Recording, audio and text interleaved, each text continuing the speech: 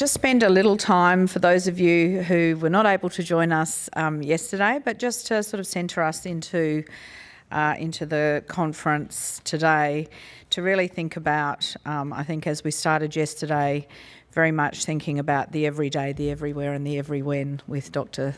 Steve's presentation, which was a really great way to get us into the heritage ecosystem, the theme of the conference.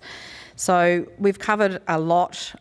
We covered a lot yesterday, and today's agenda is just as exciting. We've got concurrent sessions again following morning tea.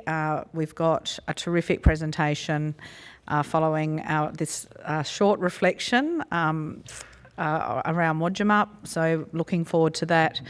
But just thinking back to yesterday, as I said in my opening, we had a really beautiful welcome to country by Robin Collard and her grandson Treese, which was just a really good way to be centred in space in Wodjumup here.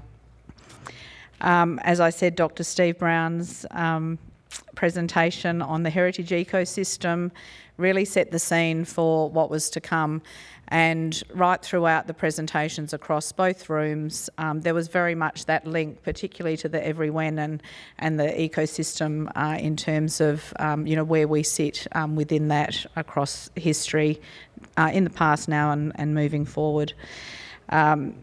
Minister Punch just talked about Murujuga and the amazing work that's happening up at Murujuga, and so hearing from Amy around the evolving heritage values and that intersection of heritage and human rights at Murujuga was also not only interesting but also gave people, I think, a much richer appreciation of what has come before and why it's so important to be fighting as we are now for preservation moving forward, and making sure that that's done within a very strong cultural governance framework. And I think just looking at the graphic on the tides and looking at the water levels and how they've changed, and was again quite, for me, I was like, well, that was a really terrific interactive way to see how the landscape can change, but connection to culture and history and that enduring connection remains right throughout. The panel session was terrific. We had Luke Donegan from Department of Planning, Lands and Heritage, Dr. Constance Wyndham, Peter White and Amy Stevens. We had some great questions come through and really had a good opportunity to delve a bit deeper into some of the areas that they were covering. The concurrent sessions were great opportunities to really look into your specific interest areas. Today's concurrent sessions in the Sirius room here, we're looking at adaptation in design and conservation and preservation, and in the Pilates room we've got interpretation and contemporary evolution of heritage values. So just a reminder as well, if you can't make it to each of your, or to both presentations, because you've kind of got one that's a little bit before but you're quite interested, most presentations will be recorded.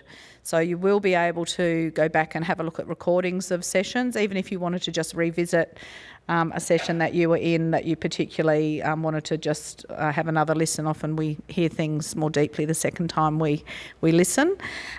So once the conference is completed, the department will actually upload those and they'll be available publicly. It might take a little bit of time, but they will be there, and I think you will be notified once they've been put up, which is terrific. So yesterday those sessions were future-proofing, using technology to reveal more about heritage, cultural mapping, and then the Albany 2026 preparation for next year. So I'm not sure of how many people made it to the sessions, the networking event sessions in the evening. Hopefully quite a few of you are able to get along to those. But after a long day, sometimes you have good intentions, but you're just a little bit tired. So hopefully they were a good event if you were there.